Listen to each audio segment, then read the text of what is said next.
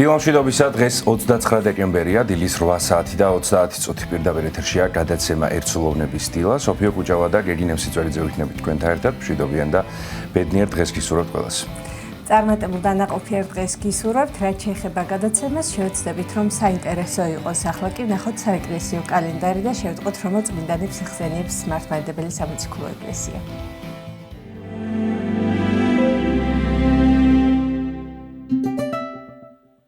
29 დეკემბერს წმინდა მართლმადიდებელი სამოციქულო ეკლესია მოიხსენიებს წმინდა წინასწარმეტყველ ანგეას, წმინდა მოწამე მარინის, ნეტარ თეოფანია დედოფალს, წმინდა მოწამე ბაქოს. დღევანდელი დღის მფარველი წმინდანების ლოცვით და მეოხებით უფალმა დაიცვას და დაიფაროს სრულიად საქართველო. ამინ.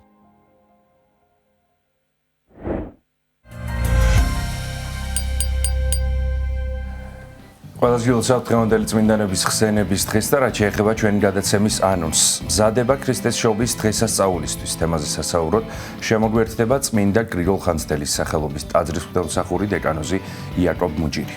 გადაცემის მეორე ნაწილში კი შემოგვერთდება ეთნოლოგი ეროვნული ბიბლიოთეკის დირექტორის მოადგილე მირიან ხუსიტაშვილი და სტუმართან ერთად ვისაუბრებთ შობა, ახალი წლის ტრადიციების შესახებ საქართველოს სხვადასხვა კუთხეში თუ როგორ აღინიშნებოდა და როგორ აღინიშნება დღეს.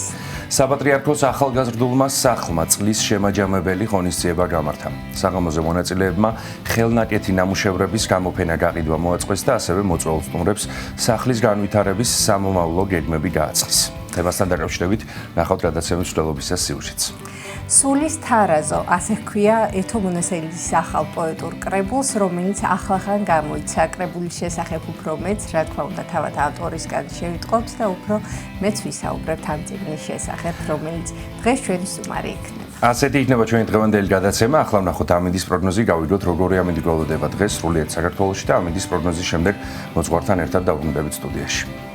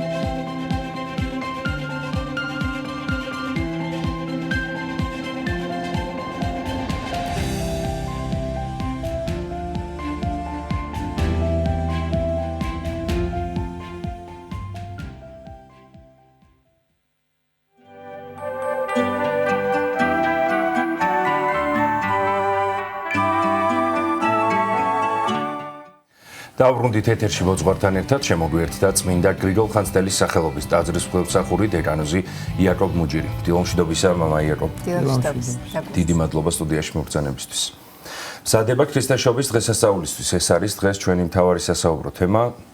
ბუნებრივია გვიახლოვდება შობის დღესასწაული და გვინდა რომ ამ თემაზე ვისაუბროთ დღეს თქვენთან ერთად. როგორია სახარებისეულის სწავლება, რა ისტორია ახლავს ქრისტეშობას და როგორ ვემზადებით ქრისტეშობის დღესასწაულისთვის, რომ განმარტოთ და განმარტოთ ჩვენს მაყურებელს. მადლობა კითხვისთვის. რაც შეეხება ქრისტეშობის დღესასწაულს, ეს იყო ყველაზე სასიხარულო უწყება ძველი აღთქმის წიაღში გაჟღერებული. სხვათა შორის ადამსა და ევას ესმის პირველად ეს სიტყვები, რომ თესლი დედაკაცისა დაადრგუნავს თავსაგველისასა. და იმდენად სასიხარულო იყო ეს მოლოდინი გარდამოცემის თანახმად, რომ მათ პირველი შეძენილი შვილი კაინი ეგონათ უკვე მესია. აქედან გამომდინარე, მესიის შობა იყო ბევრ ამასთან დაკავშირებული. არა მარტო დაუშვათ იმასთან, რომ ადამიანი კარგად იქნებოდა ამ ქვეყნიური თვალსაზრისით, პრობლემები მოუგვარდებოდა, არ იქნებოდა დაუშვათ დამონებული, არ იქნებოდა ქვეშევრდომი ერი ან თუნდაც რომის იმპერიისგან შევიწროებული. არამედ აქ იგულისხმებოდა სულიერი გაძლიერება, პოლიტიკური გაძლიერება, ყოველგვარი სიკეთე შეიძლება ითქვას. ამიტომ ქრისტეს განკაცებამდე კაცობრიობა განსაკუთრებით აი მორწმუნე მონოთეისტური წიაღები და მით უმეტეს იუდაური ასე ვთქვათ სამწყსო ყოველთვის ელოდებოდა ქრისტეს განკაცებას, მესიის შობას. ამიტომ ამასთან დაკავშირებით იყო ძალიან ბევრი წინასწარმეტყველება და რატომ მოახსენებთ ჩვენ ამას? იმიტომ რომ უშუალოდ შობის საკითხავში არის რამოდენიმე ასე ვთქვათ წინასწარუწყება, ანუ წინასწარმეტყველები სიტყვა გახსენებული, რომ როგორც იყო ნაუწყები, ისე აღსრულდა. აი მაგალითად, როდესაც იშვა ქრისტე, უწოდეს მას ემანუელი, რომელიც ნიშნავს ღმერთის ჩვენთან მყოფობას და მახარებელი ხას უსვამს, რომ როგორც გვაუწყა ესაია წინასწარმეტყველმა, რომ ქალწული მიუდგებოდა და შობდა ძეს, ეს უკვე აღსრულდა. ანუ ეს არის ძალიან დიდი სასიხარულო უწყება და ამ უწყების აღსრულება და რა თქმა უნდა ამ უწყების აღსრულება არის შობა. ამიტომ ამას ბიბლიისტები უწოდებენ პროტოევანგელურ უწყებას, ანუ სახარებამდე სასიხარულო ინფორმაციას. სახარება თავისთავად უკავშირდება ქრისტეს განკაცებას და მაცხონებელ სწავლებას, რომელსაც მოციქულები იხსენებენ ქრისტეს მიერ გაჟღერებულ სწავლებას ვეხებით ჩვენ ამ შემთხვევაში. ხოლო აი ეს პროტოევანგელური არის სანამ ქრისტე განკაცდებოდა, სანამ უშუალოდ გვახარებდა და ასე ვთქვათ სამქადაგებლო მოღვაწეობას დაიწყებდა, იქამდე რა იყო სასიხარულო. იქამდე სასიხარულო იყო ის, რომ აი თუ თანამედროვეენით ვიტყვით დაანონსება იმისა, რომ მესია უნდა განკაცებულიყო. და შესაბამისად ამ რწმენით, ამ მოლოდინით ადამიანები ყოველთვის იყვნენ გახარებულები ყველაზე კრიტიკულ პერიოდში, კრიტიკული პერიოდი იყო ეს თუ სხვა, მატერიალური სიდუხჭირე საკუთარ თავს ახსენებდნენ, რომ გახსოვთ ჩვენ წინასწარმეტყველთაგან ვიცით, რომ უნდა დაიბადოს მესია, უნდა იყოს მხსნელი, უნდა იყოს იესო, ანუ მხსნელი, უნდა იყოს ქრისტე, ანუ ცხებული და აქედან გამომდინარე ისინი ინუგეშებდნენ თავს. სხვათა შორის ძალიან საინტერესოა, როდესაც ფილიპესა და ნათანაელს შორის არის დიალოგი და არა მარტო ამ მოწაფეთა შორის, არამედ სხვა მოწაფეთა შორისაც არის ესეთ სიტყვები უპოვეთ მესია. ანუ ის ვინც იყო წინასწარ ნაუწყები, ვისაც ველოდებოდით, ჩვენის ვიპოვეთ. ეს არის ძალიან ხმამაღალი განაცხადი და ძალიან დიდი მნიშვნელობის მქონე სიტყვები და რა თქმა უნდა, ეს ისეთი რამაა, რომ ეხა მოვიდე და გითხრათ ღმერთი გამომეცხადა და ამას ესე ადვილად არავინ არ დაიჯერებს.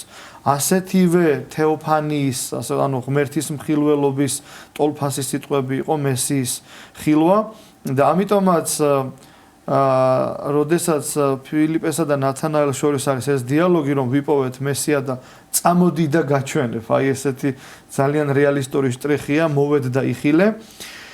ის ეუბნება ესეთ რამეს, რომ ნაზარეთით შესაძლებელ არ საკეთილისა რა ისამე ყოფა და ნაზარეთიდან შეიძლება ამ არაფრით გამორჩეული გეოგრაფიული ადგილმდებარეობიდან და ამავდროულად არც ისეთი ნაყოფიერი იყო ეს ადგილი, მესია განკაცებულიყო და წარმომდგარიყო ჩვენი მხსნელი და ის არ იწყებს მტკიცებას.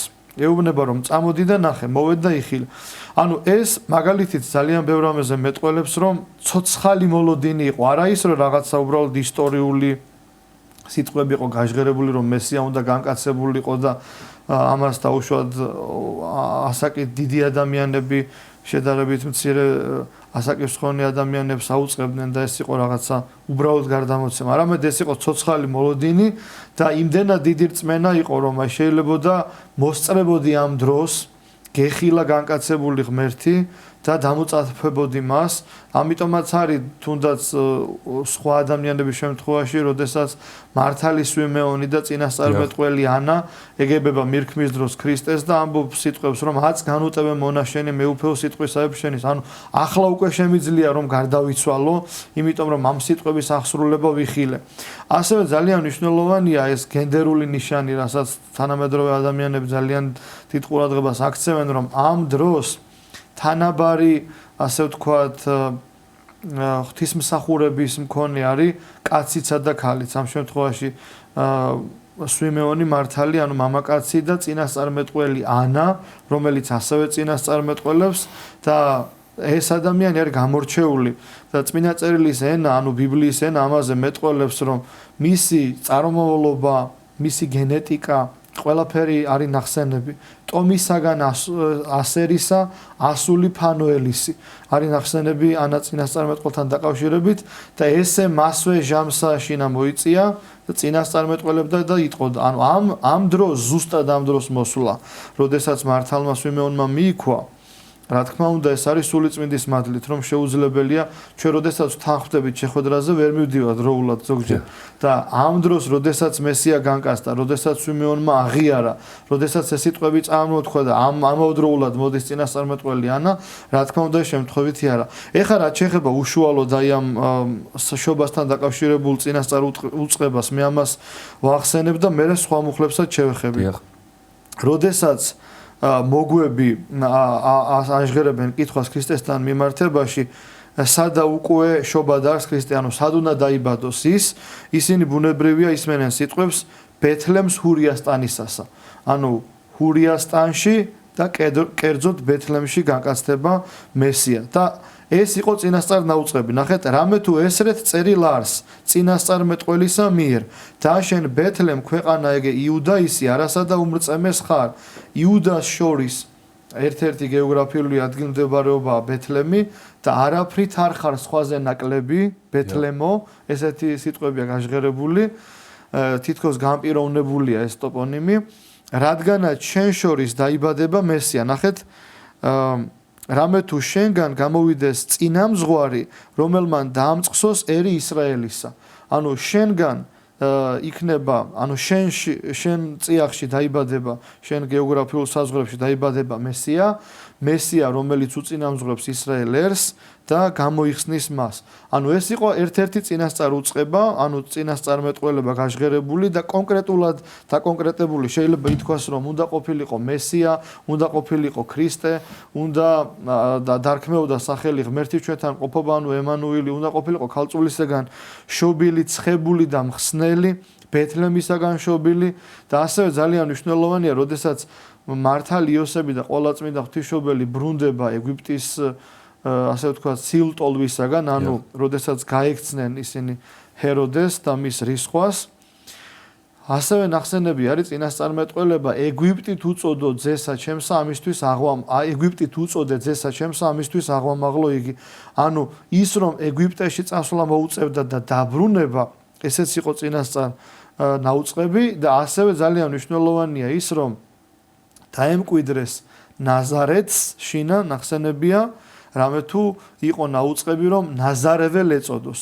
აი ყველაფერი არის წინასწარ ნათქვამი რომ დაიბადება ბეთლემში, მაგრამ მიუხედავად ბეთლემში დაბადებისა მოუწევს მის ასე ვთქვათ წმინდა ოჯახს მამაწოდებული იოსებს და ყოვლადწმინდა ღვთისმშობელს მასთან ერთად წასვლა ეგვიპტეში, აღდეგდა წარიყვანე ყრმაი ეგე და დედაი მაგისი.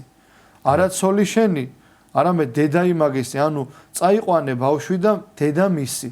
აი ეს კურთხევა და ეს უწყება ეძლევა მართალ იოსებს, ამის კვალობაზე მიდიან ეგვიპტეში, ეგვიპტიდან დაბრუნება რომ მოუწევდა, ეს იყო წინასწარ ნაუწყები, ეგვიპტიდან დაბრუნებულები რომ დაემკვიდრებოდნენ ნაზარეთში და ასე ვთქვათ, ამ ტოპონიმთან რომ იქნებოდა დაკავშირებული მესიის სახელი ნაზარეველი რომ იქნებოდა ქრისტე ესეც იყო წინასწარ დაუწყები და ამიტომ მან ახსენები ნაზარეველ ეწოდოს. აქვე მინდა ერთი რამ ვახსენო, რომ სხვა არის ნაზორეველი და სხვა არის ნაზარეველი. ჩვენ ამასთან დაკავშირებით გვისაუბრია. ნაზორეველი იყო მოწმინდარი, ანუ ძველ ქართულ თარგმანში ნიშნავს მოწმინდარს, რომელიც გარკვეული ცხოვრების წესის მქონე ადამიანთან იყო დაკავშირებული და თანამედროვე ბიბლიისტები სხვათა შორის ამბობენ ესეთ რამეს, რომ ქრისტე ნაზარეველი არ იყო, იმიტომ რომ მან ღვინო მიიღო. და რა თქმა უნდა, მე ამას არ ვეთანხმებ, იმიტომ რომ ქრისტემ ძალიან ბევრი გამონაკლისი დაუშვა კაცთ მოყვარებით. ქრისტემ პირველი სასწაული აღასრულა კანას გალილეაში, იქ სადაც არ უნდა აღსრულებულიყო სასწაული და როდესაც ყოვლადწმინდა ღვთისმშობელი მას ეუბნება სიტყვებს ღვინოი არა აქურ. არა არ ჟამი ჩემი, რა იარჩემდა და შენ და დედაკაცო ამას ეუბნება. ანუ მართალია ჯერ ჟამი არ მოწევნულა, მაგრამ იმის გამო რომ მას ჰქონდა ძალიან ბევრი ლოცვაშია ყოვლადწმინდა ღვთისმშობელთან მიმართებაში, ეს სიტყვები ნახსენები, რომელსაც გაქვს დედობრივი კადნიერება. აი ამ დედობრივი კადნიერების კვალობაზე მან აი ეს სიტყვები გააჟღერა დედასთან, რომ არ იყო მისი ჟამი, რა თქმა უნდა, მაგრამ მიუხედავად ამისა, ყოვლადწმინდა ღვთისმშობელმა იცის, რომ ის ამას აღასრულებს და მსახურებს ეუბნება აღასრულეთ ის, რასაც გეტყვით თქვენ. ეხა ისევ მინდა დაუბრუნდე აი ამ საკითხავს, რომელიც რა თქმა უნდა შობას უკავშირდება. სხვათა შორის გალატელთა მიმართ ეპისტოლეში უკვე არის დამოწმება ქრისტესთან დაკავშირებით, ანუ ჩვენ ერთი რამ უნდა გავმიჯნოთ, რომ ერთი არის რაც იყო ნაუწყები წინასწარ, რომ უნდა აღსრულებულიყო და მეორე რომ აღსრულდა და უკვე მოციქულები, არა წინასწარმეტყველები ძველ აღთქმაში, არამედ მოციქულები ამოწმებენ ამას.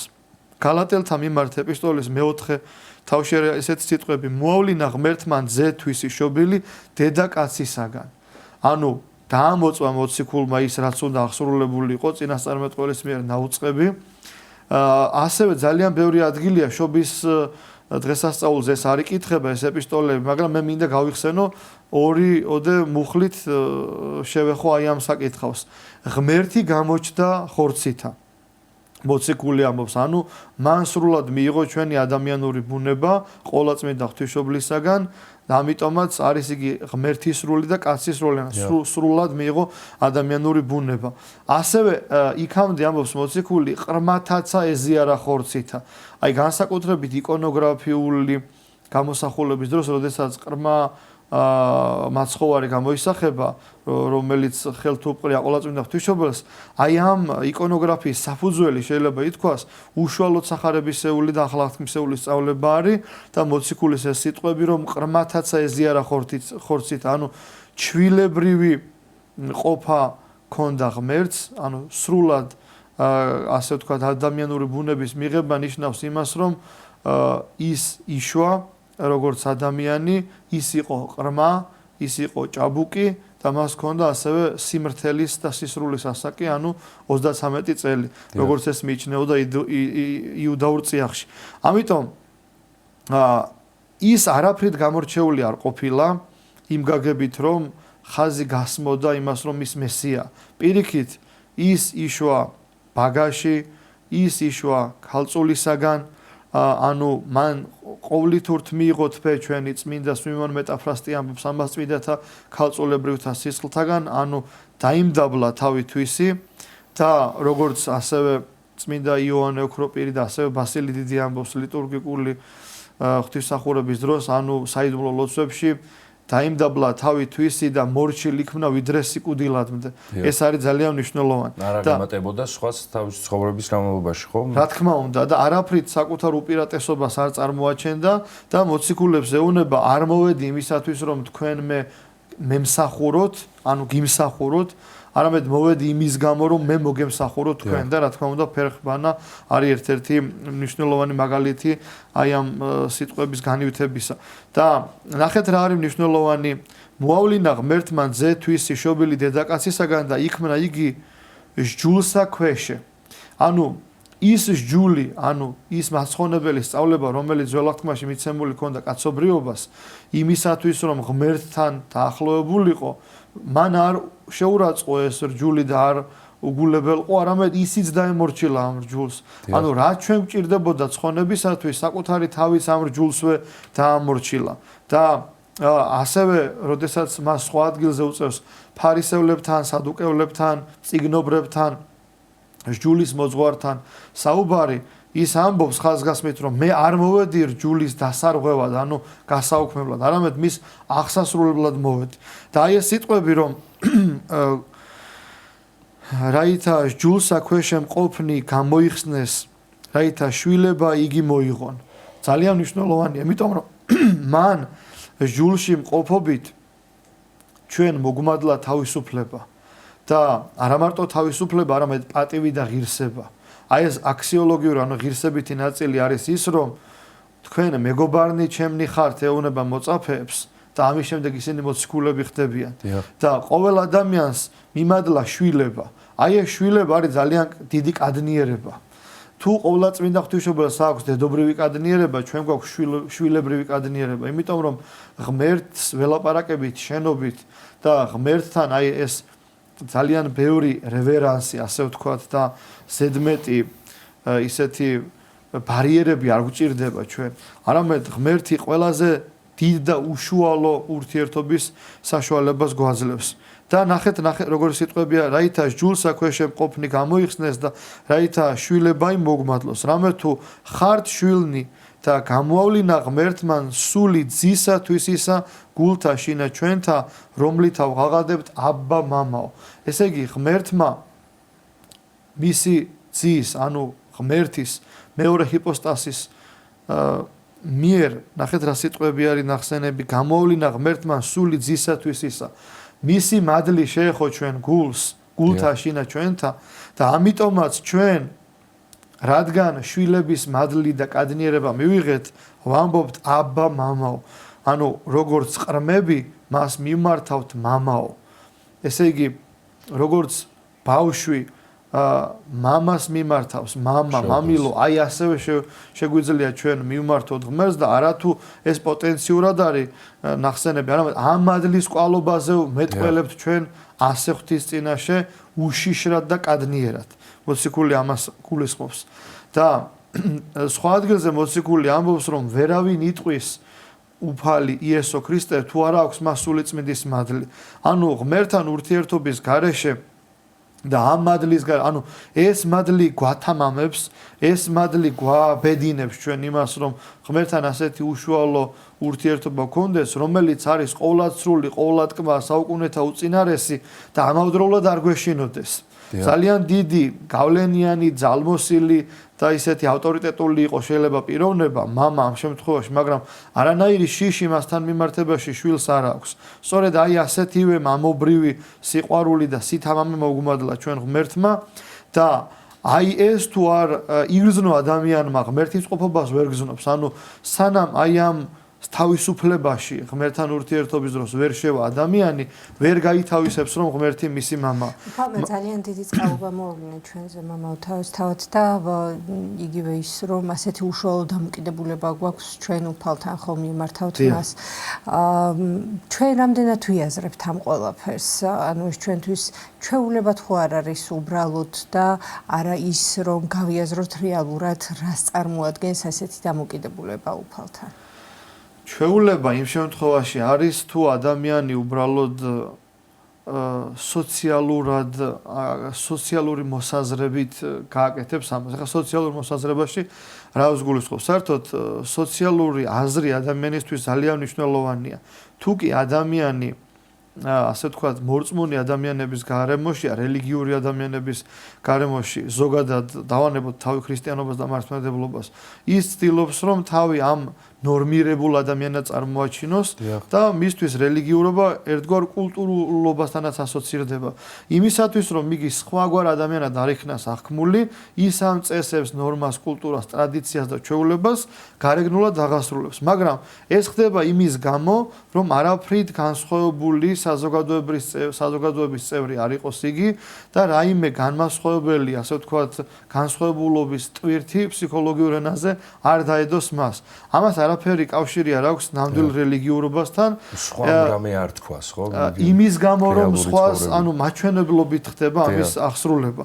მაგრამ არის მეორე მდგომარეობა, ამას ეხება პავლე მოციქული და ამით სრულდება ეს დღევანდელი საკითხავი, როდესაც ადამიანი თავშევად აღასრულებს ღვთისმსახურებას იმის გამო, რომ ეშინია ღმერთის. აქ უკვე შვილებრივი დამოკიდებულება არ არის. შიში მამისადმი არასწორი დამოკიდებულება, იმიტომ რომ ეს ღმერთი, რომელიც ჩვენი ღმერთია, იესო ქრისტე, არ იმსახურებს ამგვარ დამოკიდებულებას, რომ ჩვენ მისი გვეშინოდეს. ერთ-ერთი იგავია, როდესაც აქნია კანქარი ერთმა, ტალანტი და შეძინა უფრო მეტი, ხოლო იმან რომელმაც მიიღო ტალანტი დამარხა მიწაში და არაფერი არ შემატა. რა არის мотиваცია ამისი ღმერთთან მიმართებაში არასწორი შეხედულება და გაგება და ნახეთ რას ამბობს, როდესაც ეკითხება უფალი, იგაური სახით ბატონი, მაგრამ რეალურად ღმერთი, რომ რატომ არ შეძინა უფრო მეტი ტალანტი, ესეთი პასუხია მისგან, რომ უწყი რამე თუ კაცი ბოროტი ხარ, მოიმკი იქსა და არა დასთესი. შენთან მიმართებაში არასწორი დამოკიდებულება მაქვს ღმერთო, ვერ ვიაზრებ და ვერ ვიჯერებ რომ მამაჩემი ხარ და მგონი ხარ სხვა, ბატონი. როდესაც ღმერთი ბატონი მგონი, აქ რა თქმა უნდა შვილებაზე საუბარი ზედმეტია და მოციქული ამბობს ესეთ სიტყვებს: ამიერიდან არღარა ხართ მონა, არამედ შვილ. სანამ ღმერთი ბატონი მგონია, მე მონა ვარ. მაგრამ როდესაც მე ვირწმუნებ რომ ღმერთი მამაჩემია და ამ თავისუფალ ურთიერთობაში არა კადნიერ, არამედ კადნიერი ცუდი გაგებით კადნიერება არ უნდა ვიგოს, თორემ ესეც კადნიერებაა, რომ შენობით თუნდაც მიმართავთ ღმერთს და აბმა ბამაო, როგორც შვილები ესე მიმართავთ მას. ხოლო უკვე თუ შვილ კვიდრცა ღმრთისა ქრისტეს მიერ. თუ კი მონა აღარ ვარ და შვილი ვარ ღმერთის, მაშინ ქრისტეში დამკვიდრებული ვარ, მე და ქრისტე ჩემშია დამკვიდრებული, ის არის აღსრულებული, რომელ პირობასაც მე ვდებ ნათლისღების დროს და რასაც ვხარობ წინასწარ, რომ რაოდენთა ქრისტეს მიერ ნათელ გვიღები, ეს ქრისტეს შეგვიმოსიეს. ეს არის ყველაზე მთავარი და მნიშვნელოვანი არსი. მე შეგნებულად სახარებისეულ სწავლებაზე იმდენი ყურადღება არ გავამახვილე, იმიტომ ძალიან ბევრ მოძღვარს აქვს განმარტებული სახარებისეული სწავლება, მოგვთა თაყვანისცემა და ამიტომ მნიშვნელოვანი არის უფრო სამოციქულოზე გავამახვილოთ ყურადღება, ძალიან და ამით მთავრდება საკითხავი სამოციქულო ტექსტისა. ამით არის ყველაზე მთავარი ნათქვამი, რომ ჩვენ არა სხვათა დასანახად, არა დაუშვათ მონური დამოკიდებულებით, არამედ შვილებრივი კადნიერებით და სიყვარულით მივმართოთ ღმერთს და არ იყოს მექანიკური სიტყვები, რომ ჩვენ გულში შობილი იყოს ყრმამაცხოვარი, რასაც ჩვენ ვამბობთ. არის ძალიან ბევრი სიტყვები, რომ მათ შორის ბევრი ლიტურგიკული ტექსტიცა, რომელსაც ესე დაეუფლა მრევლის წევრებია, მაგალითად დიდება მაღალთაშინა ღმერთსა შეიძლება ესე თამამად თქვან ეს სიტყვები, რომელიც ლიტურგიკული ტექსტი შეიძლება სუფრაზე თქვან ეს სიტყვები. კარგია რომ ეს სმენიათ, ეკლესიის წიაღში სათანადოდ არიან უკვე და თუნდაც ეს მილოცვა, რომელიც ახსენეთ ჩვენ, რომ ყრმამაცხოვარიც ეზიაროს ჩვენს გულში, მაგრამ იშვას უბრალოდ და ამ სიხარულს ვეზიაროთ ჩვენ, მაგრამ ამას ჭირდება გააზრება. ეს არის ძალიან დიდი პასუხისმგებლობა და აუცილებლად მე როდესაც ამას აღვასრულებ, ჩემში არ უნდა იყოს აზრი, რომ უნდა ვიმარხულო, უნდა წავიდე წირვაზე და უნდა ვიარო ეკლესიაში. ეს უნდა არის მონობის პერიოდი.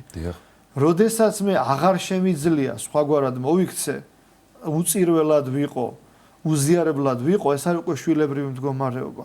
სხვაშორის ჩვენი პატრიარქის ბიოგრაფიაში არის ერთ-ერთი ესეთი ძალიან საინტერესო მომენტი, როდესაც თუ არ ვცდები, ბათუმ შემოქმედელი ეპისკოპოსი იყო ის, კომკავშირის მდივანმა თუ რომელიღაც წარმომადგენელმა კომუნისტმა უთხრა, რომ არ ეწირა ხშირად, ყოველ კვირას და ეწირა კვირაში ერთხელ.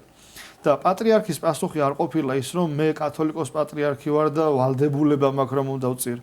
მან თქვა, რომ მე არ შემიძლია რომ არ ვწირო კვირა დღეს და არ აღვასრულო ღვთისმსახურება. როდესაც ჩვენ ეს დამოკიდებულება ბუნებითად გვექნება და მართლა და გულწრფელად ვიტყვეთ ამ სიტყვებს, ჩვენი ეკლესიური, უბრალოდ არაეკლესიური მეგობრები და ოჯახის წევრებიც გაგვიგებენ, რატომ გადავარდით ჩვენ ეკლესიაში, როგორც ისინი ფიქრობენ ჩვენს. იმიტომ რომ ეს იქნება გულწრფელი პასუხი, რომ მართლა მინდა რომ ქრისტესთვის რაღაც გავაკეთო და საზრდელი მოვიკლო. არა ის რომ როდის დამთავრდება ახლა მარხვა და როდის გახსნილდება და როცა დღეებს ვეთვლით. არამედ როცა ეს ბუნებრივი მდგომარეობა იქნება. როდესაც ასეთი ბუნებითი არ არის ეს მდგომარეობა, არც ასე მკაცრად არ უნდა იმარხონ ადამიანებმა ჩემი აზრით და ჯობს მარტო ხორცი არ შეჭამონ და არ დატანჯონ საკუთარი თავი და ამ ტანჯულ ადამიანს, ანუ ასეთ მარხველს როცა ხედავს თანამშრომელი ოჯახის წევრი, მას უფრო ძნელად წარმოესახება ეკლესიური ცხოვრება და ეკლესიისკენ აბიჯის გადადგმა. ამიტომ ყველაფერში უნდა ვიყოთ გულწრფელები, ხედავდეთ ჩვენ თავს და ვევედროთ ღმერთს, რომ ჩვენი თავის ხედვა მოგმადლოს. ჩვენ და ამ ადეკვატური გარემოებიდან გამომდინარე სწორად ვიმარხულოთ და სწორად ვიცხოვროთ სულიერ ცხოვრებაში. ვიყოთ გულწრფელები. ძალიან დიდი მადლობა მობრძანებისა და საინტერესო საუბრისთვის. წინასწარ ილოცავთ ქრისტესობას დაგემშვიდობებით მამა იაკობ. წმინდა გრიგოლ ხანძთელის სახელობის ტაძრის მსახური დეკანოზი იაკობ მუჯირი იყო ჩვენი სტუდიის სტუმარი. 9 საათია ერთად აღვავნოთ უფლისადებელი ლოცვა და დაგებრუნდებით გადაცემის სხვა სტუმრებთან ერთად დაგვაუბრეთ.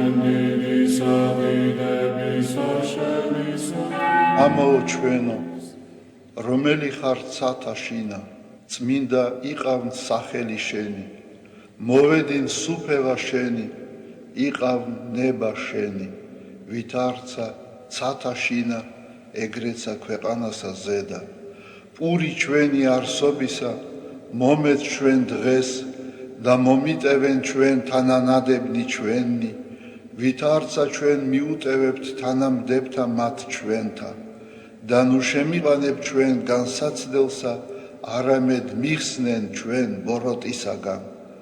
რამე თუ შენი არს სუფევა, ძალი და დიდება, მამისა, დაძისა და წმინდისა სულისა, აცდა მარადის და უკუნითი უკუნისამდე. ამინ.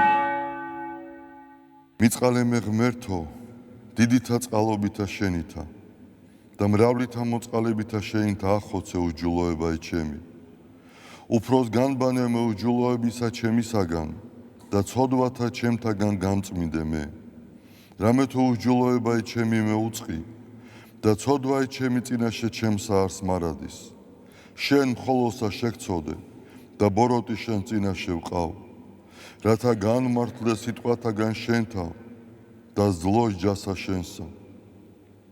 რამე თუ ესე რა უჯულოებათა შინა მიუდგა და ცოდვათა შინა მშამე დედამან ჩემო. რამე თუ ესე რა ჭეშმარიტება შეიყვარე, უჩინონი და დაფარონი სიბნისა შენისანი გამომიცხადენ მე. მას ხორო მე უსუბითა და განწმინდე მე. განბანო მე და უფროს თოვლისა განსპეტაკნე, მას მინო მე გალობაი და სიხარული და იხარებდნენ ძვალნი დამდაბლებულნი. გარე მიაქციე პირი შენი ცოდვათა ჩემთაგან და ყოველი უჯულოებაი ჩემნი ახოცე. გული წმინდა დაბადე ჩემთანა ღმერთო და სული წრფელი განმიახლე გვამსა ჩემსა. ნუ განმაგდებ მე პირისა შენისაგან და სულსა წმინდასა შენსა ნუ მიმიღებ ჩემგან. მომეც მე სიხარული მაცხოვარებისა შენისა და სულით ამთავრობისათა დამამტკიცე მე. ვასწავლე უჯულოთა გზანი შენი და უღმრთონი შენ და მოიქცენ. მიხსენ მე სიცხთაგან ღმერთო, ღმერთო ცხოვრებისა ჩემისაო. იხარებდეს ენა ჩემი სიმართლესა შენსა, უფალო, ბაგენი ჩემნი აღახვენ და პირი ჩემი უთხრობდეს ქებულებასა შენსა. რამე თუ უკეთ უმცა გენება მსხვერპლი შემცა მეტირა არამედ საკვერთხი არ აგთნდეს მსხვერპლი ღმრთის არს სული შემოსრული გული შემოსრული და დამდაბლებული ღმერთმა არა შეურაცხყოს კეთილი უყვა უფალო ნებითა შენითა სიონსა და აღეშენენ ზღუდენი იერუსალიმისანი მაშინ გთნდეს მსხვერპლი სიმართლისა შესაწირავი და ყოვლად დასაწველი მაშინ შესწირნენ საკურთხეველსა შენსა ზედა ზვარაკნი დიდება მამასა და ძესა და წმინდასა სულსა აწდა მარადის და უკუნითი უკუნისამდე ამინ ალილუია ალილუია ალილუია დიდება შენ და ღმერთო ალილუია ალილუია ალილუია დიდება შენ და ღმერთო ალილუია ალილუია ალილუია დიდება შენ და ღმერთო ჩვენო დიდება შენ და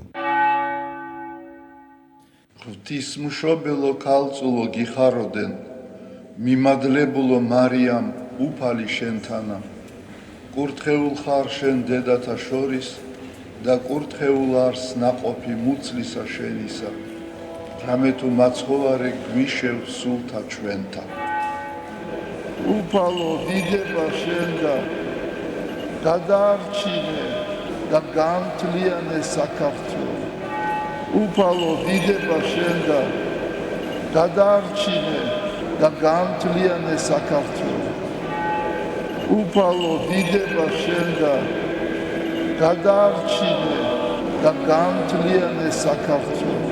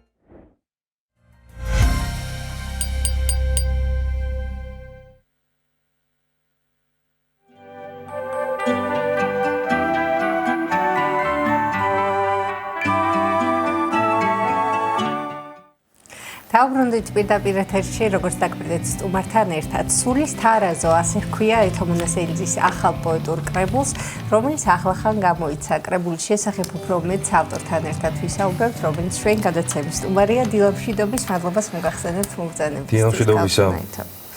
გილოცავთ, რა თქმა უნდა, ახალი წიგნის გამოცემას და თავდაპირველად, რა თქმა უნდა, ამ პრეზენტაციის შესახებ უნდა გკითხოთ, როგორ ჩაიარა, რა მოლოდინები ჰქონდათ, რამდენად გამართლა და როგორ იყო დამწერ საზოგადოების შეხვედრა ახალი კრებულის. დიდი მადლობა მოგესალმებით, მადლობა მოწვევისთვის, დიდი მადლობა მივესალმები ასევე თქვენს მაყურებელს, რა თქმა უნდა. მინდა გითხრათ, რომ აი ყველანაირ მოლოდინს გადააჭარბა ზოგადად აი ამ პრეზენტაციამ და ზოგადად ეს წიგნი არის ჩემთვის პატარა დღესასწაული და სასწაულის. ჯერ იმიტომ, რომ როდესაც 20 წლიანი, 25 წლიანი პაუზა მქონდა შემოქმედებითი პირველი წიგნის გამოსვლიდან, ზუსტად 90-იან წლებში გამოიცა ეს წიგნი. და ეს რაც ამ წიგნში არის შესული, თითქმის სულ ორ თვეში არის შექმნილი ეს წიგნი და ესე მეგობრებს უზიარებდი და ესე ჩემმა მეგობარმა დააკაბადონა, ასე ვთქვათ, ამ გაზიარების პროცესში ეს და სრულიად უსასყიდლოდ გამოსცა ასე ერთ-ერთმა გამომცემელმა ეს წიგნი და მეც გადავწყვიტე რომ შემეწირა ტაძრისთვის შემოსული თანხები, თუმცა თანხა არ დაგვიდია და პრეზენტაციაზე აი თითქმის 85% გაიყიდა, ვერ ვიტყვი, იმიტომ რომ ფასი არ ედო ამ წიგნს და შეიძინეს, ასე ვთქვათ და ამ თანხით ავტომატურად თანამონაწილეები გახდნენ ყველა ზეგაანის ღვთისმშობლის სახელობის მონასტერში დაიწერება ხატი და აი ამ ხატისთვის გაიღეს, ასე ვთქვათ, ეს თანხა და ესე უცნაურად არნაი სასწაულებრივად დაიწერა და დაიბეჭდა და გამოიცა ეს წიგნი და ძალიან ბევრი სტუმარი მყავდა, ჩემთვის ძალიან მონატრებული ადამიანები და აი რა გითხრა, დღემდე ემოციებს ვერ მალავ, დღემდე ვარ აღტაცებული სათაურის შესახებაც გითხარით, ძალიან საინტერესო სათაური აქვს თავად ამ კრებულს, სულის თარაზო. ეს არის ლექსიდან ამონარიდი, მაგრამ აი შესავალში ძალიან შევეცადე ამეხსნა, რატომ დავარქვი სულის თარაზო, რომ ეს არის აი წაგიკითხავთ, ეს არის ჩემი რწმენა, ჩემი შინაგანი საზომი, ჩემი შინაგანი ხმა და საზომი, ეს არის დაცვა სიმრუდისგან, ეს არის სიფრთხილეც, შიშიც და აღტაცებაც, ეს არის სწორებაც და შესწორებაც უპირველესად საკუთარი სახლის კედლების და საკუთარი ქმედებების. ამიტომაც წერ ერთგან კედელს, რომელიც ხანყრუა და ხან აქვს ყურები, მე მას ვენდობი და ვეყრნობი ასე ცალსახად. აი ესეთი და თვითონ ლექსი არის ჩემ შვილს მიუძღვენი ეს სულის თარაზო. აი ესე იწყება, როცა ოცნება ჩამოიშლება ირეალური ტკივასხეული, უნდა მოძებნო სულის თარაზო, უნდა მოძებნო ისევ შვეული, გამოასწორო კუთხე წარსულის, დამომავალთან გადოხარიხა, ეზოში ჩარგოია სამანი და დღე აქციო ამას თარიღად და ასე შემდეგ გრძელდება, ეს ვრცელი ლექსი არის და ხო, აი ესე რაღაცა მოკლედ რა შეიძლება მეთქვარი. ზეგაანის მონასტერი ახსენეთ და აუცილებლად უნდა ვთქვათ გვერდით დრომა მისი წინამძღვრის, რომელიც გვერდით დაიდგათ ამ ზეგაანის კრებულის გამოცემაში. კი, რა თქმა უნდა, ზოგადად ეს წიგნიც ჩემი სულიერი მოძღვრის მამა სერაფიელის ლოცვა კურთხევით შეიქმნა, როდესაც პირველი ლექსი გავუზიარე, მაკურთხა და მითხრა რომ აუცილებლად უნდა გააგრძელო და აუცილებლად უნდა გამოსცე ეს კრებული და ზუსტად ზეგაანის წინამძღვარია ჩემი სულიერი მოძღვარი და ასე ვთქვათ, მასთან ერთად შეთანხმებულად გამოიცა და დაიბეჭდა და ის ყველა ნაბიჯი ჩვენ ერთად გავიარეთ და თუ შეიძლება მე მაგალითად ჩემ სულიერ მოძღვარზე მაქვს ერთი სიამოვნებით მოვისმენთ ლექსის საკითხს თუ აპირებთ, ხო? კი ბატონო. სიამოვნებით მოვისმენთ თქვენს ლექსს და მოვასწრებთ ჩვენს მაყურებელს. მამა სერაფიელს აქ წამზღარებული აქვს, თუ ღმერთი არ აშენებს სახლს, ამაოდ ირჯებიან მუშაკნი, თუ ღმერთი არ იცავს ქალაქს, ამაოდ ფხიზლობს გუშაგი. მე საფლავი ვარ შეფეთქილი, სავსე ვარ ძვლებით, მკვდარიც ვარ, ბრმაც ვარ და ჯერ კიდევ მაინც ცოცხალი. ბაბილონიდან შემიძლია თავის დაღწევა, იქ გასასვლელთან მელოდება ჩემი მოძღვარი. დამლოცე ღმერთო და დამლოცე ჩემო მოძღვარო, ლექს წარუმძღვარე უფლის სიტყვები დაფიად. იქნებ გადარჩეს ჩემი სახლი ასე ნაგები, ყველა გუშაგი ვერ შეხვდება თურმე განთიაც, სიცოცხლის წყაროს აღმოაჩენ სადაც არელი, სულ მახსენდება უდაბნო და ძველი ბერშება, რაც ჩვენ გონია დასაწყისი დასასრულია, სცენა არ არის, მაგრამ ფარდა მაინც ეშვება, მე ფარდის მიღმა დარჩენილი მონანული ვარ, დავიდრე სული უფსკრულებში გადაეშვება, გთხოვ კიდევ ერთხელ წამიკითხო შენდობის ლოცვა, რომ უნებლიეთ არ შეიპყრონ სული ეშვებმა. მე საფლავი ვარ შეფეთქილი, სავსე ვარ ძვლებით, მკვდარიც ვარ, ბრმაც ვარ და ჯერ კიდევ მაინც ცოცხალი. ბაბილონიდან შემიძლია თავის დაღწევა და გასასვლელთან მელოდება ჩემი მოძღვარი. შესანიშნავია, ძალიან დიდი მადლობა და საინტერესოა ასევე აი პრეზენტაციაზე ახსენეთ, რომ დაიტაცეს წიგნები, შესაძლებელია თუ არა ისევ და სად არის შესაძლებელი რომ შეიძინოს დაინტერესებულმა თქვენი წიგნი?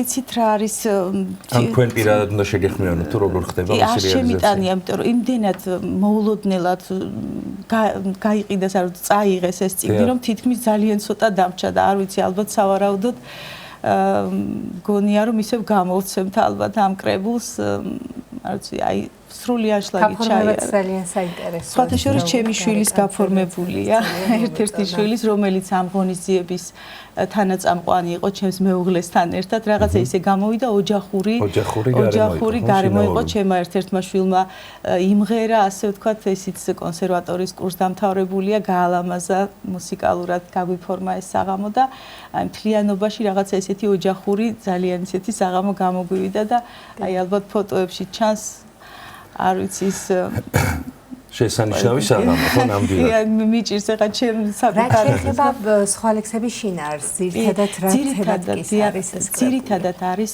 ბიბლიური პერსონაჟები და დღევანდელობა, აი ესეთი ტიპის ლექსები არის და რა ვიცი, შევეცადე რომ რაც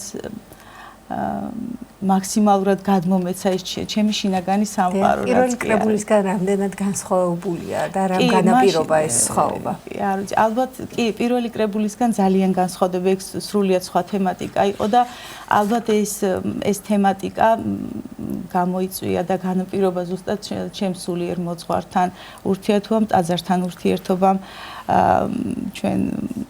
ჩემი მრავალრიცხოვან ოჯახთან ერთად დავდივართ სულ ტაძარში და იქ მოსმენილი, იქ მიღებული ემოციებია და ის განცდები არის გადმოცემული. 20 წლიანი პაუზა ახსენეთ და რთულია ალბათ სამომავლო გეგმებზე კითხოს შემოქმნეთ და როგორ მოხდება ეს თავად შემოქმედმაც არ იცის, მაგრამ მინდა მაინც კითხოთ სამომავლო გეგმებთან დაკავშირებით, რა თქმა უნდა, არაპირებთ გაჩერებას. იქნება თუ არა მომდევნო და მომდევნო გამოცემები. იმდენად უცნაურად წარიმართა, ანუ ის 20 წელი გავჩერდი 20 წელზე მეტი და ეხლაც არ ვიცი, ეხლა ძალიან ბევრი ლექსია, რომელიც არ არის შესული ამ კრებულში. სხვათა შორის კი და კიდევ ეს ლექსი სხვათა შორის არის, რაც პირველი ლექსი რაც წავიკითხა, ესეც არ არის შესული კრებულში და ამ კრებულის გამოცემიდან დაახლოებით აი ერთ თვეშივე უკვე 50 ახალი ლექსი იყო შექმნილი და მე მგონი მეგობრები მეუბნებიან დრო არის ახლა ისევ ახალი კრებული გამოცეთ და არ ვიცი პირველ რიგში მე ჩემს მეგობრებს უზიარებდი ხოლმე და იცით როდის მივხვდი რომ ეს ძალიან განსაკუთრებული შეიძლება ყოფილიყო როდესაც მე ამ ლექსებს უზიარებდი უმეტესობა ჩემი მეგობრების ახლობლების მიბრუნდებოდნენ ტირილით ცრემლებით რაღაცა ისეთი ემოციები იყო რომ აი არ ვიცი და გუშინდელ საღამოზე სხვათა შორის ძალიან ბევრი სტუმარი იყო რა თქმა უნდა თქვენ ალბათ თვალსადევნებდით სურათებით, ფოტოებით და სხვათა შორის ნინო კანდელაკი ფსიქოლოგიის სტუმარი იყო ერთ-ერთი გამოსვლელი და მან თქვა რომ თითქოს აი ამ ლექსებით რაღაცა შეიცვალაო დღესო და რაღაცა ძალიან დაუკავშირე კიდევაც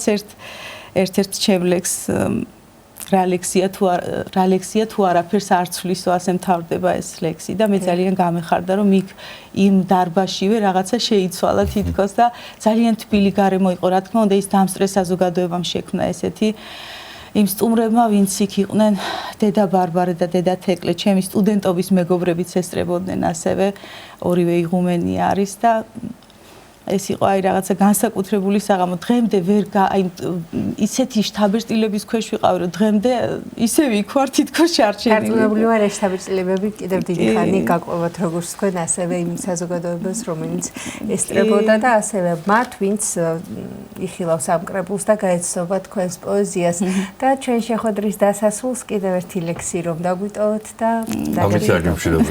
კი ბატონო. მოგისმენთ სიამოვნებით. აი კი ბატონო. ეს ლექსი მიყვარს ძალიან.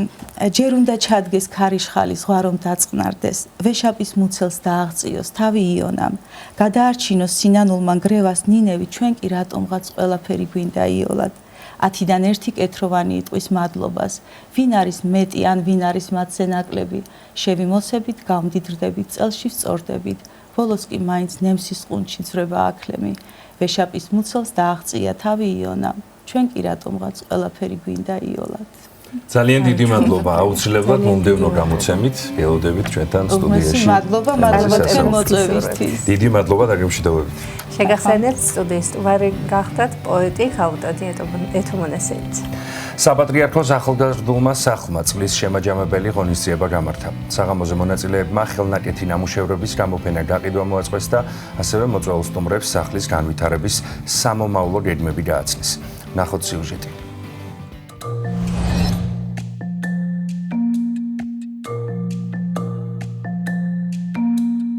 მინის, კერამიკის, ხის ნაკეთობები, სამკაულები და აქსესუარები, რომლებიც მთლიანობაში ფერად, საახალწლო განწყობას ქმნის. საპატრიარქოს დღის ცენტრ ახალგაზრდულ სახლში ტრადიციულად წლის შემაჯამებელი საქველმოქმედო გამოფენა გაყიდვა გაიმართა. ექსპოზიციაზე წარმოდგენილი იყო ის ნამუშევრები, რომლებიც ახალგაზრდული სახლის წევრებმა ხელსაქმისა და სხვადასხვა პროფესიის შესწავლის კურსების ფარგლებში დაამზადეს. გამოფენა დაათვალიერეს საპატრიარქოს საზოგადოებასთან ურთიერთობის სამსახურის ხელმძღვანელმა დეკანოზმა ანდრია ჯაღმაიძემ და აღნიშნული სამსახურის წარმომადგენლებმა. ოკუპირებული ტერიტორიებიდან დევნილთა, შრომის, ჯანმრთელობისა და სოციალური დაცვის მინისტრმა მიხეილ სარჯველაძემ და სხვა მოწვეულმა სტუმრებმა. ნამუშევრებმა ტრადიციულად დამთვალიერებლების დიდი მოწონება დაიმსახურა.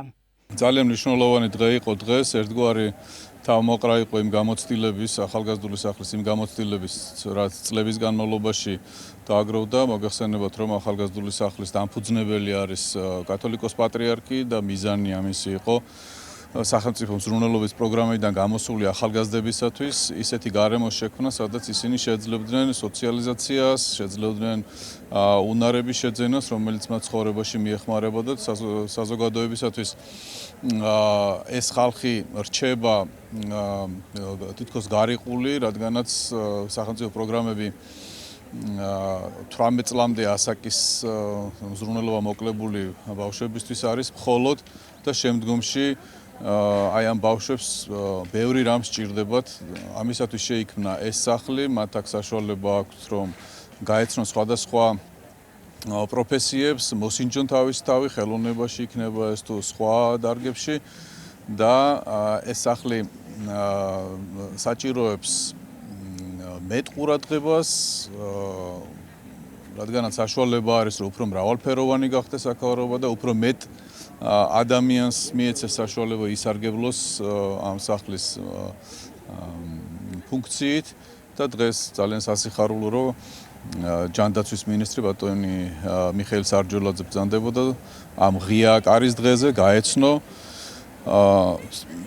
ყოველდღიურ საქმიანობას, ასევე ისტორიას და იმედი გვაქვს, რომ ეს შეხვედრა იქნება დასაწყისი იმისა, რომ კიდევ უფრო გაღრმავდება სახელმწიფოსთან ურთიერთობები და ვიმედოვნებთ, რომ ეს მოდელი საბოლოო ჯამში ძალიან საინტერესო აღმოჩნდება იმისათვის, რომ განხორციელდეს სხვა ბავშვებისთვისაც მსგავსი პროგრამები და პროექტები. მართლაც ზღაპრული სანახაობა აქ ქალაქის ცენტრში. ჩვენ ხედავთ ადამიანებს, რომლებიც მართლაც შეგვიძლია ვთქვათ გადაჭრით, რომ ესენი არიან გმირები ჩვენი დროის, გმირები, რომლებიც რეალურად აკეთებენ იმ საქმეს, რომელიც მთელი საზოგადოების მორალური ვალდებულებაა, მთელი სახელმწიფოს მორალური ვალდებულებაა, რომ ზრუნავდნენ საზოგადოების იმ წევრებზე, რომელსაც სჭირდებათ ეს განსაკუთრებული მხარდაჭერა.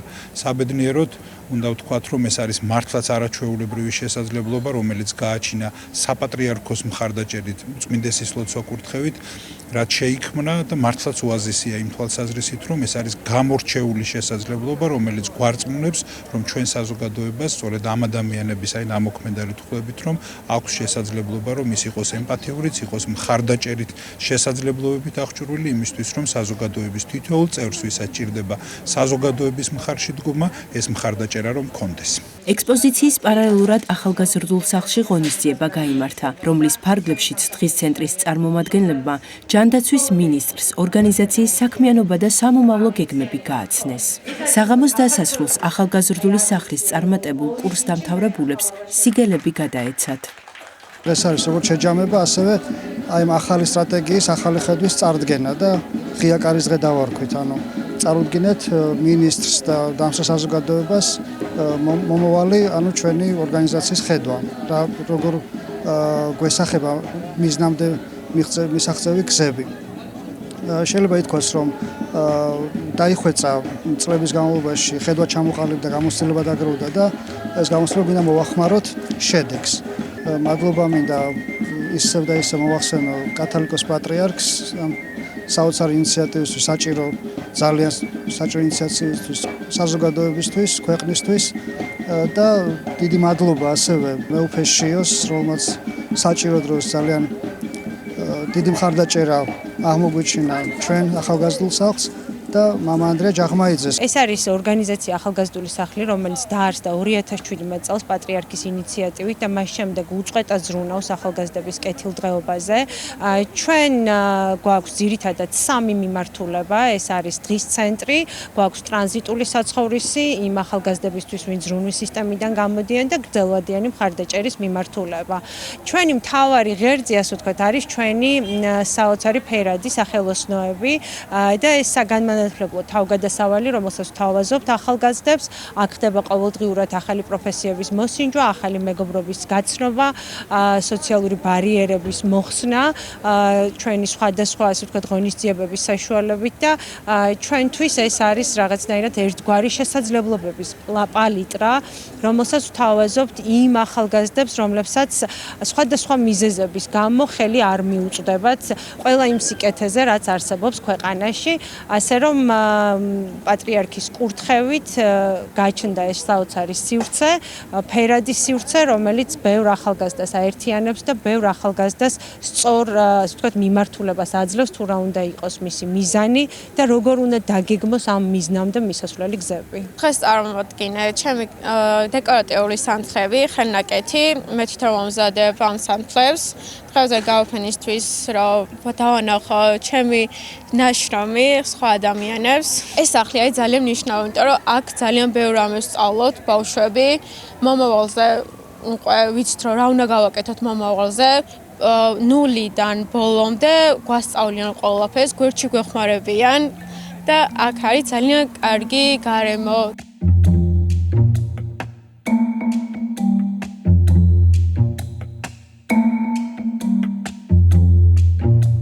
ახალგაზრდული სახლი სრულიად საქართველოს კათოლიკოს პატრიარქის უწმინდესისა და უნეტარესის ილია მეორის ლოცვა კურთხევით დაფუძნდა და წლებია აერთიანებს 16-დან 24 წლამდე მოზარდებს, რომლებმაც სახელმწიფო ზრუნვის სახლები დატოვეს. აღნიშნული ცენტრის მიზანია ახალგაზრდებს გაუადვილდეთ საზოგადოებასთან ინტეგრაცია, პროფესიის არჩევა, დასაქმება და დამოუკიდებელი ცხოვრების პირველი ნაბიჯების გადადგმა.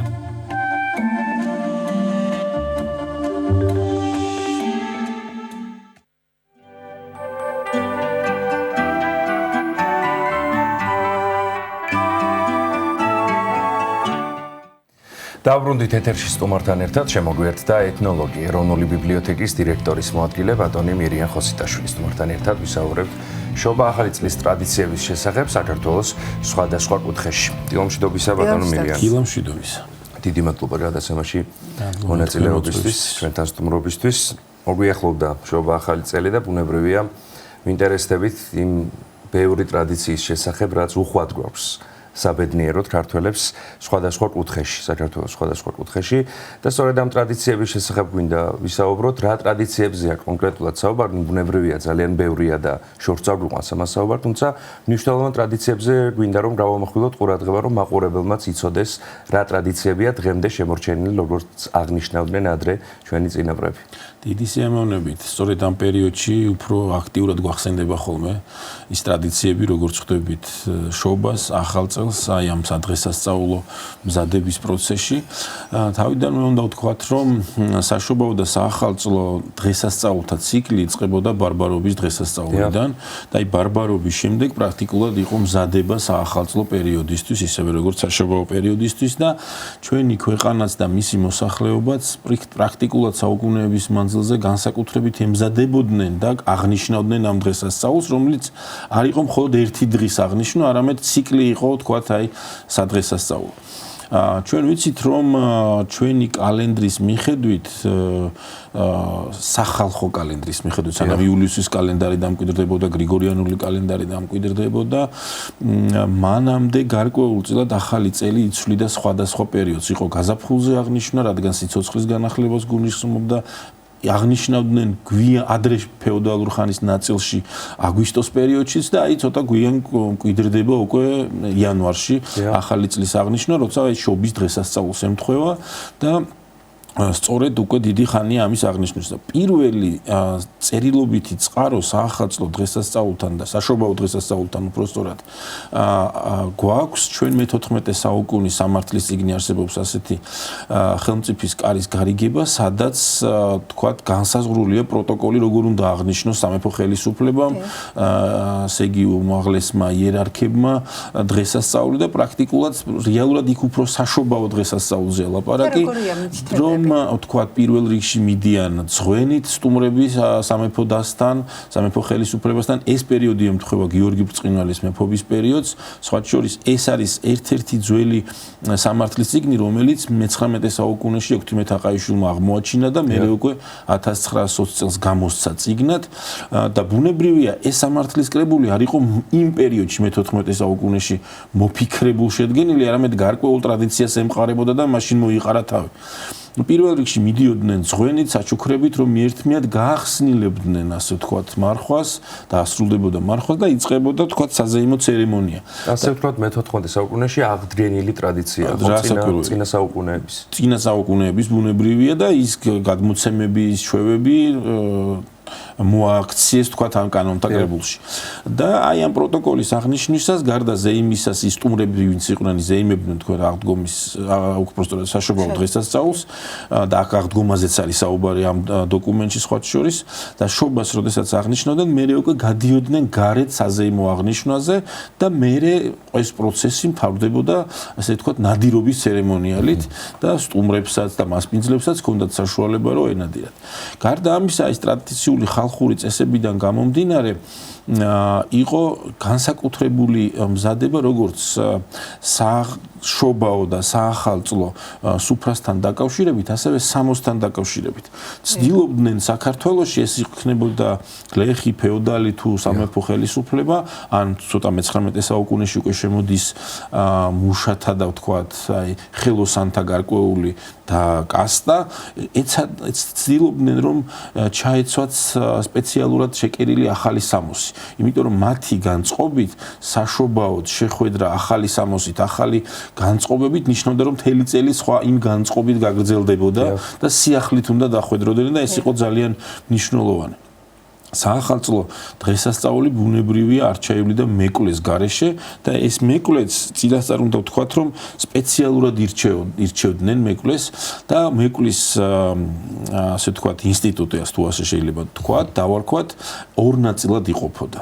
მაგალითად მთაში, დასავლეთ საქართველოს მთაში ვთქვათ რაჭაში, სვანეთში პირველ რიგში გადიოდა ახალი წლის შემოსვლამდე ოჯახის უფროსი მამაკაცი გაიტანდა თქვა ტკბილეულს, შემოივლიდა მის ტერიტორიას, დალოცავდა ყველა კუთხეს და კუნჭულს, თქვა იქ შეიძლება მეურნეობა დაელოცა და სხვა და მერე შემოდიოდა სახლში და ოჯახის წევრებს დალოცავდა.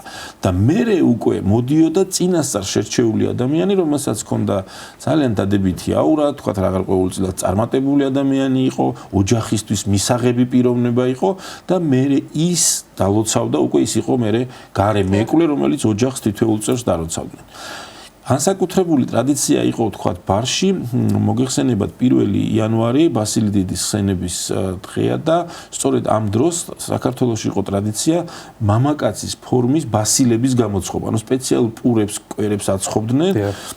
და იყო ასეთი ტრადიცია, რომ ოჯახის წევრის სახელზე თითო-თითო ცხვებოდა და რომლის სახელზეც გამომცხვარი ეს ბასილაპურებს უწოდებდნენ, იქნებოდა განსაკუთრებით კარგად გამომცხვარი, თქვათ, რაღაცა კარგ ფორმებს მიიღებდა, იმ ადამიანს ელოდა წარმატებული წელი და ასე უსურვებდნენ ხოლმე მას. და ამავე დროს იყო ძალიან საინტერესო, რომელიც პრაქტიკულად ყველა კუთხეში ხდება ჩვენ, მაგალითად, როდესაც გარე მეკლე შემოდიოდა, აუცილებლად შემოიტანდა მარცვლეულს.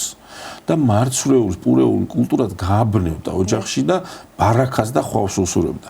ეს ყველაფერი ბუნებრივია უნდა ვეძიოთ იმ ნაწილში, რომ ჩვენი ქვეყანა არის პურის ქვეყანა, ხორბლის ერთ-ერთი სამშობლო, სხვა შორის ცოტა ხნის წინ იუნესკომ აღიარა ხორბლის კულტურა როგორც უწყვეტი, არამედ იმატერიალური კულტურის ძეგლი ქართული და აი სწორედ ეს გულისხმობდა რომ ხვავი და ბარაქა ამ პურით მიეტანა და ხორბლის შეყრა სწორედ ამას გულისხმობდა. აღმოსავლეთ საქართველოს მთიანეთში იცოდნენ მაგალითად საქონლის შეყვანას სახლში, ხარს ან ცხვარს შეიყვანდა, შუა ცეცხლზე მოატარებდნენ, რომ აი ის წელი ბარაქიანი ყოფილიყო და ხვავი და ბარაქით წარმატებული ყოფილიყო. ისევე როგორც მილოცვა იცოდნენ ბაღვენახებში. განსაკუთრებით ეს იყო კახეთში და ჰერეთის ნაწილში, ისტორიულ ჰერეთში, რომელიც მაგალითად ერთ-ერთ მაგალითს მოვიყვან. ეგრეთ წოდებული საინგილო, რომელიც დღეს აზერბაიჯანის ტერიტორიას ეკუთვნის და ისტორიული საქართველოს ნაწილია, მაგალითად იცოდნენ ვენახში გასვლა, ხელა და ღვინი და ვენახს დალოცავდნენ. რომ იმ წელს, თქვათ, აყოფიერი მოსავალი მოსულიყო, წარმატებული ყოფილიყო ოჯახისთვის და აი სწორედ ამ რისი იმედიც ქონდა, ღმერთი შეავედრებდნენ, თქვათ, აი თავის სარჩოს და თავის მეურნეობას. იგივე მეკვრის ტრადიცია დღესაც გრძელდება, მაგრამ არის თუ არა ისეთი ტრადიციები, რომელიც თქვათ მივიწყებულია და შესაძლებელია რომ ჩვენს დღევანდელობაში გადმოვიტანოთ. რა თქმა უნდა, ძალიან ტრანსფორმაცია სიცვლის ტრადიცია ყოველთვის დროიდან გამომდინარე. ჩვენ ბუნებრივია ის, რაც მაგალითად ჩვენი წინაპრები, მამა-პაპანი მე-19 ან მე-18 საუკუნეში აღნიშნავდნენ, დღეს ბუნებრივია მას აღარ აღნიშნავთ.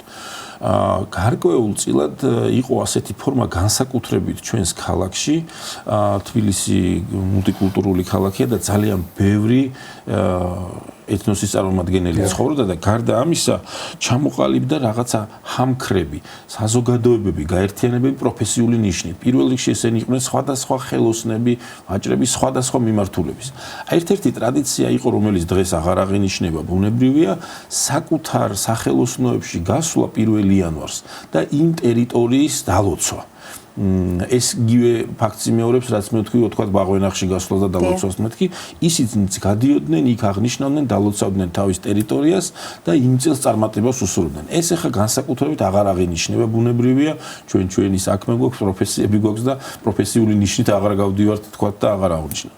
თუმცა ეს ძალიან საინტერესო. ასევე იცოდნენ სოფლად და ქალაქად გარეთ გამოსვლა სეირნობა სიმღერ-სიმღერით, რაც უკავშირდება მაგალითად საშობაო ალილოს. ეს ცხადია განახლებული ძალიან მნიშვნელოვანი პროცესია ჩვენთან, მაგალითად საშობაოდ, როდესაც მრევლი გამოდის ქუჩაში და სიმღერ-სიმღერით აი ამ ულამაზეს რიტუალს ატარებს და საბოლოოდ ძალიან მნიშვნელოვანი, რომელიც საუკუნეებს იცვლის და ეს არ არის ახალი, უბრალოდ აღდგენილია, რამდენადაც ჩემთვის ცნობილია. ბავშვების როლზე მინდა გკითხოთ ამ შემთხვევაში, რა დატვირთვა აქვს ბავშვებს? ბავშვებისთვისაც რასაკვირველია განსაკუთრებული ამბავი იყო ახალი წელი, იმიტომ რომ პირველ რიგში ბავშვებთან მიდიოდა საჩუქრები. პირველ ნაწილში, რა თქმა უნდა, ეს ტკბილეულით განისაზღვრებოდა და აი, როდესაც სეირნობაზე ვსაუბრობდა სიმღერას, სწორედ ბავშვები იღებდნენ ამაში მონაწილეობას. სპეციალური სამოსით გამოდიოდნენ და ოჯახებს, ახლობლებს ულოცავდნენ, თქვათ, შობის ნაწილში და ახალ წელს, ახალი წლის ნაწილში და აი, ისინი იღებდნენ პირიქით საჩუქრებს. და ეს იყო გარკვეული ზეიმი და ეს ზეიმი პრაქტიკულად დღესაც გრძელდება და ეს ძალიან კარგი ტრადიცია. იყვნენ არიან. რასაკვირველია. ბავშვები მახარებლები და აი სწორედ მათთვის იყო განსაკუთრებული საზეიმო ამბავი და ისევე როგორც უფროსი თაობისთვის ბუნებრივია. თუ კი ჩვენს ტრადიციებს გადავავლებთ თვალს, აღსანიშნავია კიდევ ერთი მომენტი, რომ მაგალითად საახალწლო სუფრას განსაკუთრებით ემზადებოდნენ და იმ კერძებს არჩევდნენ და ჩვენ ვიცით, რომ ქართულ სამზარეულოში საახალწლოდ განსაკუთრებული კერძებია და სწორედ მიუხედავად იმისა, ოჯახი იყო შეჭირვებული თუ არა, ცდილობდა რომ ახალ წელს აი ხვავ-ბარაქიანი დახვედრა ქონოდა, იქიდან გამომდინარე, რომ წელსაც სწორედ ამას ითხოვდა, რომ ბარაქიანი წელი მოსვლოდა. რონი მთელი საქართველოს მასშტაბით ეს ტრადიცია ყველა ოჯახშია მსგავსი, ხო? კერძებთან დაკავშირებით. დღესაც და გრძელდება ძალიან საინტერესო და ძალიან მადი სამუძრელად ასე ვთქვათ. საშობაო ტრადიციები უფრო მეტწილად სად არის შემონახული, ვთქვათ, საგალობლები გასაგებია, კიდევ ვთქვათ, აი რა ტრადიციებში არის შემონახული ტექსტის თვალსაზრისით, სამოსით ვახსენეთ, სად არის უფრო მეტწილად შემორჩენილი? პრაქტიკულად უნდა ვთქვათ, რომ ტრადიციას როგორც წესი ინარჩუნებს უფრო მეტწილად მთის ნაწილი და თქვათ სოფლად უფრო არის შემორჩენილი ხოლმე ეს ტრადიციები, იმიტომ რომ ქალაქი თავისი ურბანული როლიდან გამომდინარე და მულტიკულტურული გარემოდან გამომდინარე ნელ-ნელა უფრო ადვილად იღებს განსხვავებულს ვიდრე სოფელი და მთა. და ამ თვალსაზრისით უნდა ვთქვათ, რომ მთაშია შემორჩენილი რასაკვირველია ეს ტრადიციები, თავისი ვთქვათ საშობაო ლიტურგიით, ტაძარში სიარულით, იქ ერთმანეთისთვის მილოცვით და მერე უკვე ოჯახში ინაცვლებს ვთქვათ ეს ზეიმი და აღნიშნავენ ტრადიციული პურობის წესით და მარხვის შენახვით რასაკვირველია. აი იქ არის შემორჩენილი და განსაკუთრებული ამბავია ყოველთვის ხოლმე. ქალაქში მეტ-ნაკლებად ტრანსფორმაციას განიცდის ეს ყველაფერი. იმიტომ რომ აქ შედარებით სხვა გარემოა და ცხოვრების ტემპიც სხვაგვარია და აი ეს მნიშვნელოვანია, თუმცა უნდა ვთქვათ, რომ ბოლო პერიოდში ვთქვათ იგივე რაც წეღან ვახსენე ალილოს თვალსაზრისით მე მგონია რომ უფრო იმატებს საზოგადოება რომელიც ამ ულამაზეს ტრადიციაში ერთვება და ამ სრულობაში ერთვება. დიახ, როგორც ვადევნებთ თვალს, წლიდან წლამდე ყოველთვის იზრდება ხოლმე შობის მახარებლების რაოდენობა, რაც ძალიან სასიამოვნო და სასიხარულოა ეს ამბავი, იმიტომ რომ ყველა ეთნოს და ისეთ განსაკუთრებულ ერებს და ძველ ერებს, როგორც ჩვენი ერია, ქართველი ერი, გააჩნია ტრადიციები, რომელსაც აღნიშნავენ და მისი ღირებულება, თვითმყოფადი ღირებულება, სწორედ ტრადიციების შენახვაში გამოიხატება. და შეიძლება რაღაცა ტრანსფორმირდეს, მაგრამ თავარი ღერძი არ დაკარგოს, რაც ხაზს უსვავს მის განსაკუთრებულ კულტურას. და თუ კი ჩვენ ქართველები რაიმე გამოვირჩევით, მსოფლიოში გამოვირჩევით ბუნებრივია ჩვენი რწმენით და ჩვენი ხალხური ტრადიციებით, რომელიც განსაკუთრებულია და რეალურად ტრადიცია იხსნება იმგვარად და ძალიან მარტივად, რომ ეს ჩვენი ყოფის გამომხატველია. როგორი ყოფითაც ცხოვრობს საზოგადოება, როგორც გაატარა მთელი ეს ცხოვრება, სწორედ ამის გამომხატველია. თუნდაც ის მარტივი ელემენტი, რაც მე წეღან ვახსენე, რომ როდესაც შედის საახალწლოდ მეკლე და მარცვლეულს შეყრის ოჯახში და უსურვებს ხავს და ბარაკას, ეს გამომხატველია, იმიტომ რომ პურის ქვეყანა ვიყავით და პურიდან გამომდინარე, სწორედ ამით გამოიხატებოდა მისი მილოცვა და ბარაკის სურვილი ამა თუ იმ ოჯახისათვის. ძალიან დიდი მადლობა. გვინდა წინასწარმეტყველად გილოცოთ შობა ახალი წელი და დაგემშვიდობებით წარმატებებით გილოცავთ თქვენს და ჩვენს მადლობასაც. ეთნოლოგი ეროვნული ბიბლიოთეკის დირექტორის მოადგილე მირიან ხოსიტაშვილი იყო ჩვენი სტუდიის სტუმარი. ჩვენი გადაცემას დასასრულს მივუახლოვდა გეგინე მსიწერიძე, სოფიო გუჯავა თქვენთან ერთად ვიყავით ამ დროის განმავლობაში და მადლობას მოგახსენებთ, რომ ეს დრო ჩვენთან ერთად გაატარეთ. მშვიდობიან და ბედნიერ დღეს გისურვებთ ყველას, ყველამდე გემშვიდობებით.